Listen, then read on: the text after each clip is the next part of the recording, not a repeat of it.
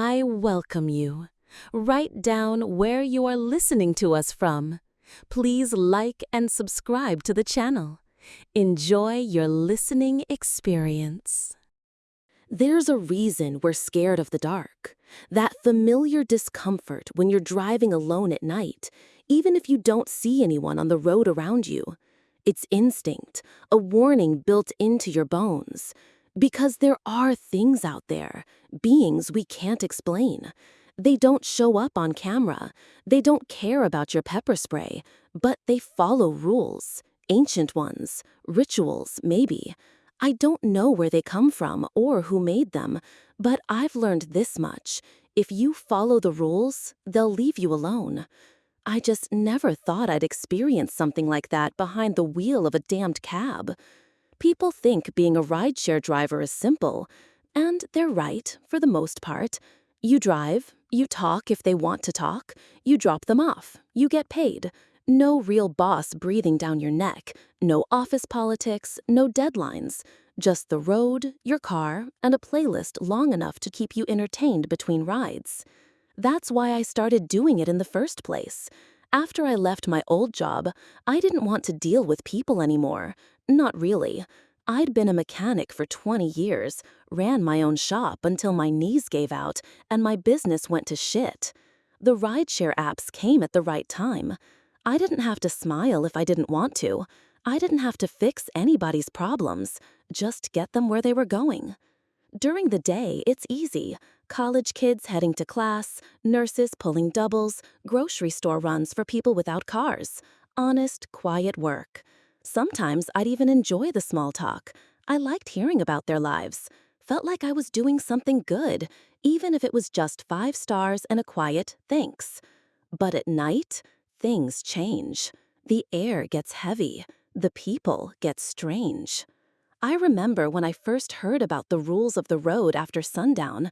Not guidelines, not suggestions, rules. They show up on the app the second the sun begins to set. And if you break one, well, let's just say you don't want to find out what happens. I'm sure this is very confusing to hear for the first time, so let me explain. Every night shift starts the same. Right after sunset, the app buzzes and emits a strange sound. Not a standard chirp a notification makes, something dull and stringy, like a warning siren before a storm, on a much smaller scale, of course. The screen goes black just before a message appears in blocky text. Night shift protocol, active between sunset and sunrise. 1. Do not look at passengers directly. Use the rearview mirror if you must. 2. Do not accept payment greater than the cab fare. Never take gifts. 3. Only process one ride at a time. Never allow multiple passengers in your car. 4. Make sure your final passenger is dropped off before sunrise. I review them every time, even though I've got them memorized. I don't know if the app updates them or if something darker is watching to make sure I read them. Either way, I never skip that screen. At least, I don't anymore. I made the mistake of ignoring the rules once, and that was one time too many. I never really was a superstitious man. Back when I started doing nights, I laughed. Rules like these felt like a joke, some edgy tech campaign or something. The kind of stuff that gets passed around on Halloween to show they're being hip and festive. But the thing is, these rules, they're the real deal. The consequences are even more real. I learned that the hard way. It started with something small, just a guy who insisted on paying double. He said he appreciated my service, said I looked tired and he wanted to bless me. He pulled out a crisp 100 and set it gently on the center console. I told him no. He insisted. I told him again. He smiled and slipped it into the cup holder. It's yours either way, man. I didn't touch it, just left it there until he was gone. I mean, what's the harm? The guy looked unremarkable after all. A middle-aged gentleman with slicked-back salt and pepper hair, reading glasses, t-shirt, and a vest. Gave me easy-going surfer vibes. Then I looked up in the mirror. He was still there. I heard him leave, heard the door shut behind him, and saw him disappear into the dark. But he was there, grinning. His eyes were all black. He mouthed something, but the words didn't match the movement, like a broken puppet trying to whisper a prayer. I couldn't believe what I was seeing. I reached back, heart pounding. The seat was empty. He was nowhere to be found, except for the mirror. He stayed there for the rest of the drive, just smiling, chatting away. I parked my cab in the farthest corner of my apartment's lot, locked the doors, and went inside. That $100 bill stayed exactly where it was, untouched, humming with some quiet, invisible pressure. I could feel its presence everywhere I went. Something was trying to make me go back for it, spend it maybe. I wasn't sure, but I needed help to make it go away. I contacted support through the app.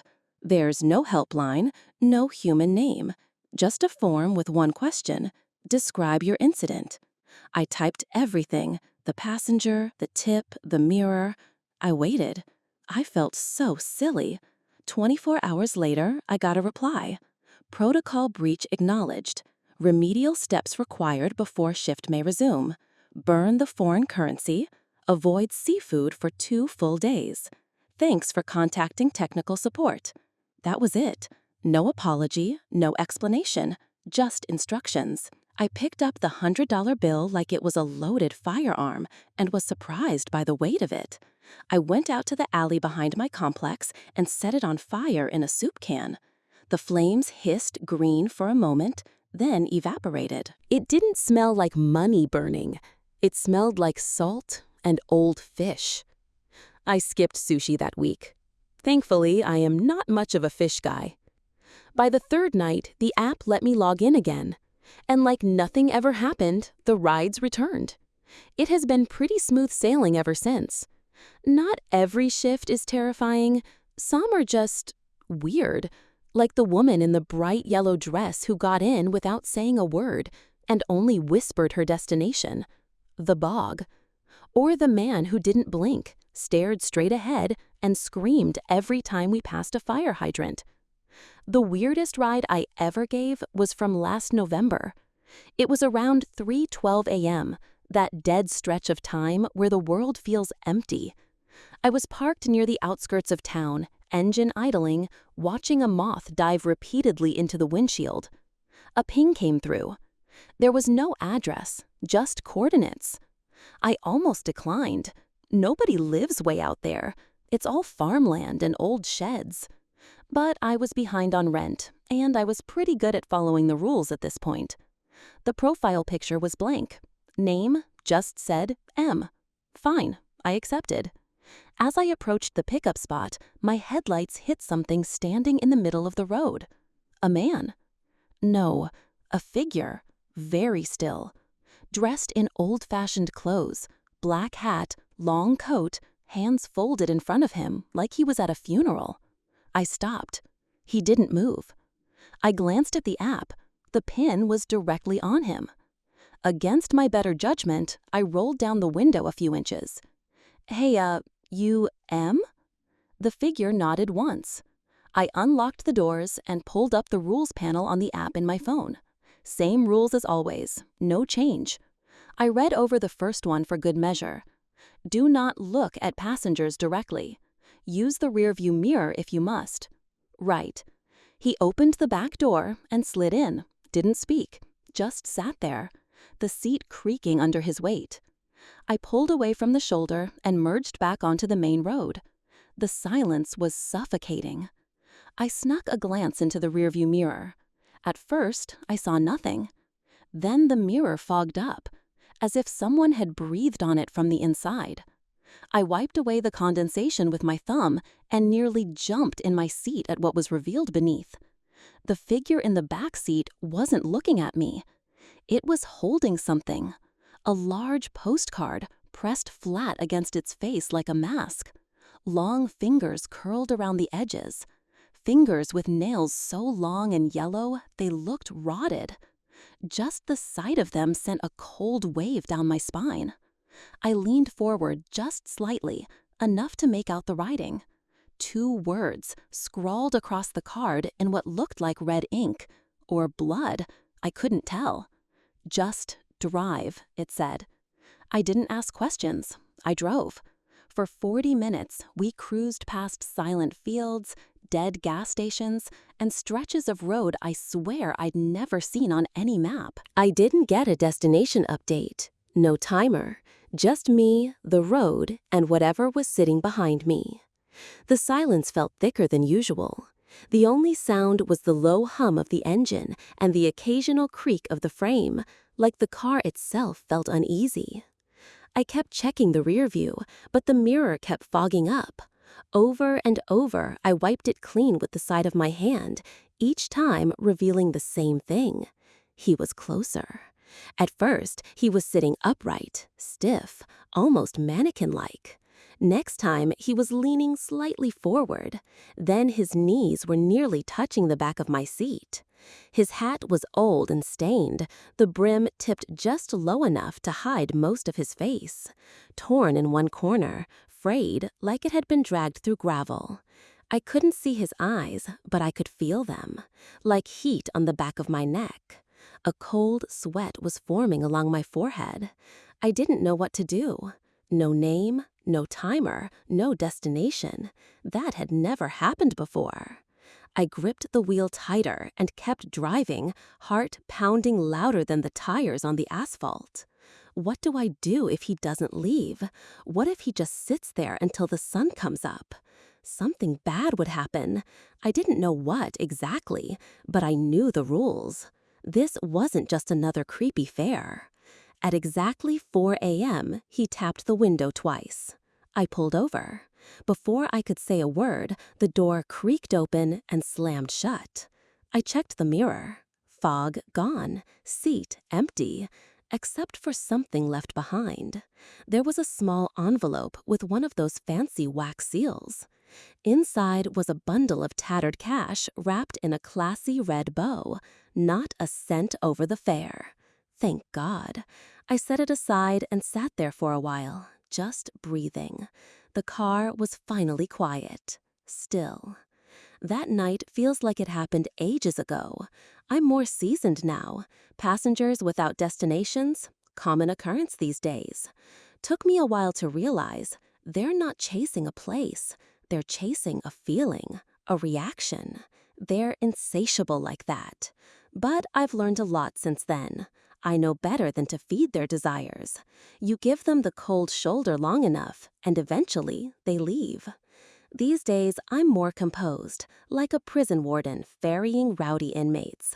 I even bought a pistol. It sits in the glove compartment, mostly idle. But if someone in the back gets bold, starts creeping too close, a little flash of the barrel is usually enough. They growl, they curse, slam the door behind them. Cab fare left on the seat, not a cent overpaid. I don't bother being gentle. It's not like they can tip me. But tonight I am feeling a bit more anxious than usual. It isn't because of the job. Nope, supernatural cab passengers are a walk in the park compared to what I have in store tomorrow. My son's getting married. I haven't been part of his life. Not really. That was my fault. I kept my distance after the divorce, told myself he'd be better off without me hovering around. No awkward visits, no clumsy father-son talks, just space. But when the invitation came, I cried. I just sat on the couch, clutching that envelope, and cried like I hadn't in years. There was no way I was missing it. I've missed too much already. I should be resting right now, getting ready for the big day. But I needed to calm my nerves. For some odd reason, this job does it for me. Midnight hits. The app dings. First ride of the night. I take a deep breath and swipe to accept. Gotta focus.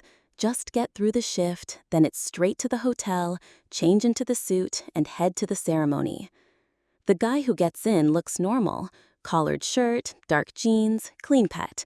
He slides into the back seat without a word at first. I start driving. A few blocks in, he speaks up. Big night? I nod. Yeah, my son's getting married tomorrow. Oh, that's great. What's his name? I hesitate. James. He repeats it, real slow. James. Strong name. What time's the wedding? 2, I say, eyes fixed on the road. He grins. That's wonderful. You must be proud. I give a tight smile, but don't answer. Something about the way he's asking all this makes me uneasy. It's not the questions. People make small talk all the time. It's the way he leans in when he speaks, like he already knows the answers, like he's confirming something. We pull up to his drop-off. He thanks me, steps out, and just stands there on the curb, staring through the rear window. I look straight ahead and pretend not to notice. After a few seconds, he disappears into the dark. I sit there in silence, hands still on the wheel. That was strange, even stranger than usual. Then it hits me. The rules. I forgot to check the rules tonight. I pulled up the app and swiped to the rules section. Crap, there's a new rule. Don't talk to the passengers about your personal life. I stare at the screen like maybe I'm reading it wrong, like maybe it's always been there and I just never noticed. But I know better. That rule wasn't there yesterday. My heart starts pounding. I pull over, open the app, and send a message to support. Something simple. There's a new rule. I broke it. How bad is this? What should I do? No reply. Silence ensued. Last time I broke the rules, it took 24 hours to respond, and I don't have 24 hours. Eventually, I pull back onto the road. I figure I'll do a couple more drop-offs, keep things simple. Maybe if I don't mess up again, everything will smooth over. The next few passengers seem normal enough, quiet, but there's this weird vibe, a kind of smugness.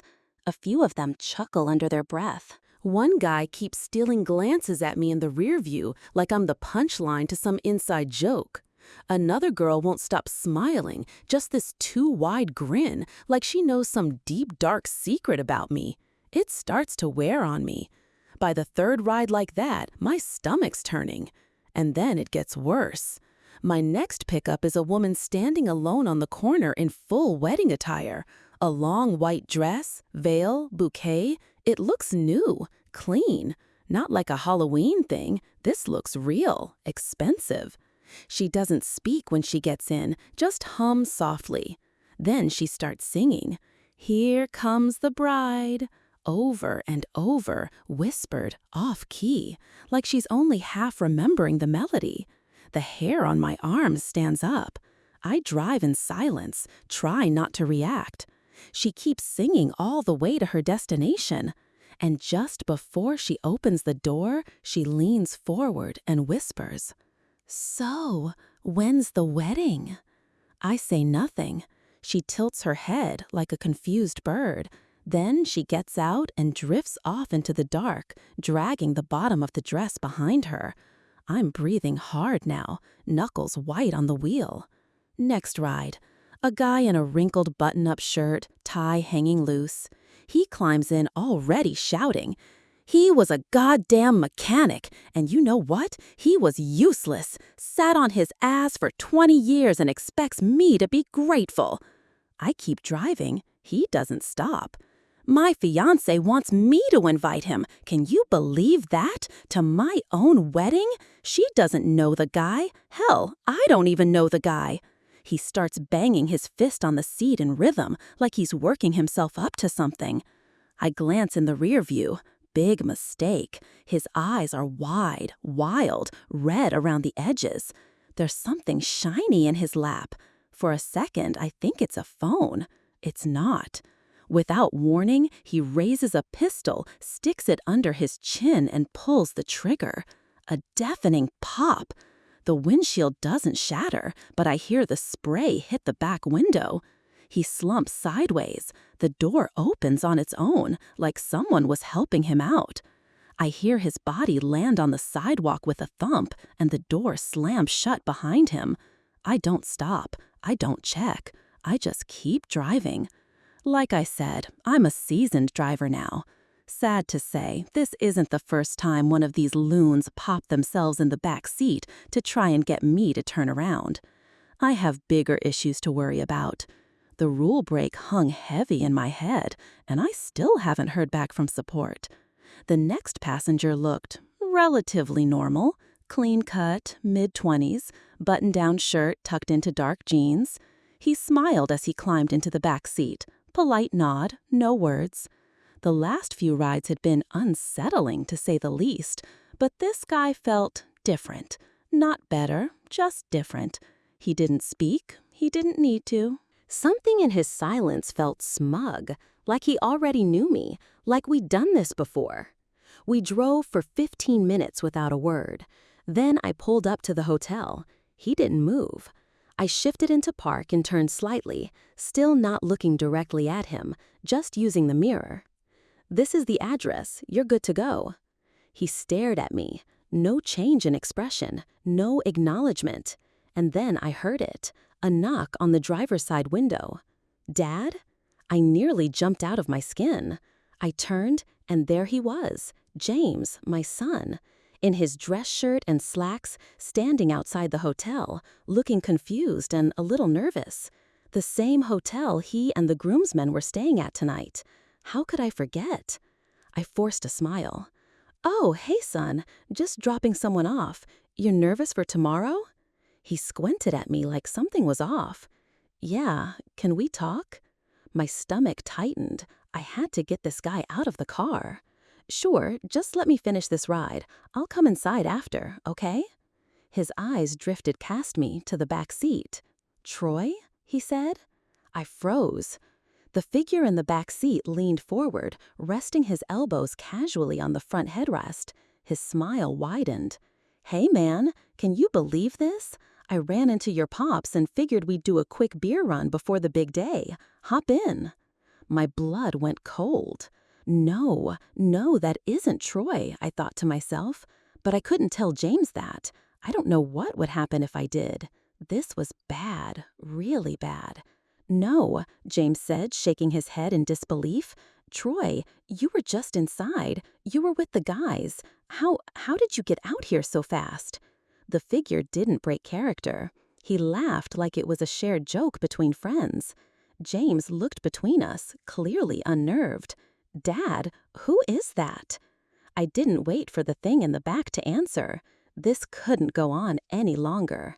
I slammed the car into drive and tore out of the parking lot, tires screeching, engine roaring. In the mirror, James was yelling something, running after us. I couldn't hear him. "You're gonna miss the wedding," the thing said, voice perfectly calm. "That's not very fatherly of you." "Shut up," I snapped. "You're not getting in my head." "Oh, come on," it cooed. "Don't be like that. Your son talks about you all the time. To me, to everyone." I kept my eyes on the road, jaw clenched so tight I could feel it in my temples. "Although he doesn't say good things, you're not a good father, Ben." "Shut up," I hissed, tears bubbling in the corner of my eyes. "You missed birthdays, missed milestones. What are you even doing now? Trying to show up at the last second and pretend it means something?" I gripped the wheel harder.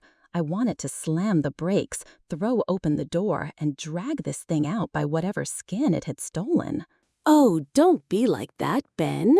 I have something that'll cheer you up," it whispered.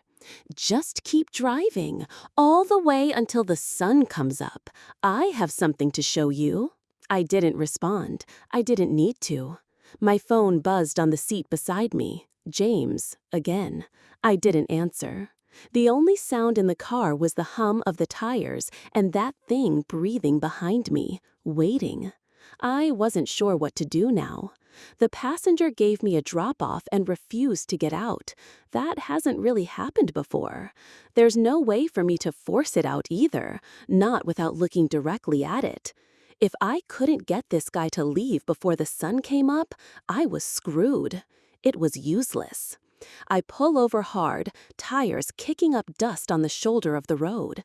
The thing in the back doesn't flinch, just smiles like it's been waiting for this moment all night. I open the glove box and take out my Glock 45. "Oh," it says, "that didn't take long. You already getting tired of me, Ben?" I don't answer. I close my eyes and take a few deep breaths. "Oh, Ben, you don't have to do this. You're going to miss out on all the fun I have in store." I don't even turn around.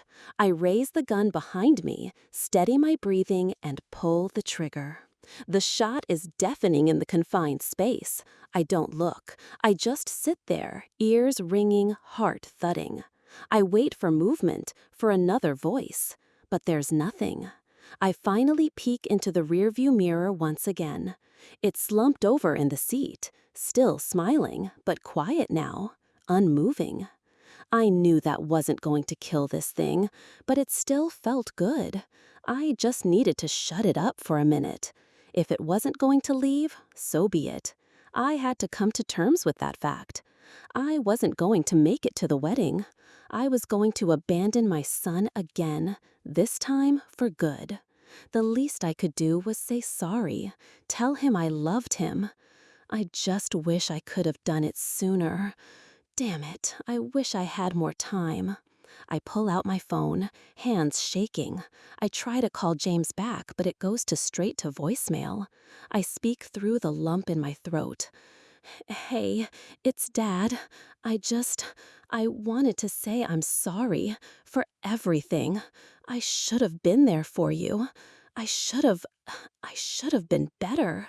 The thing in the back seat was sitting upright now, dusting off its blood-soaked shirt and slicking back the loose hair where the bullet exited. I started to sob into the phone. "But I'm proud of you, James. I really am. Despite all my mistakes, you've done everything right, and I'm really, really happy I get to be at your wedding." The mimic was coughing now, pounding its chest with a closed fist. I heard a loud metallic clang as the bullet bounced off one of its teeth on the way out of its throat. I stifle a sob and take a deep breath before continuing. "I love you so much, James. I'll see you soon, buddy." I hang up, tears running down my face, fogging up the screen. I sat there in silence for a few minutes. I watched as an orange glow began to rise from the horizon. It was almost sunrise. I closed my eyes and gripped the steering wheel in grim anticipation. This was it. I wasn't sure what happened if I broke this rule, but I knew there was no coming back from it.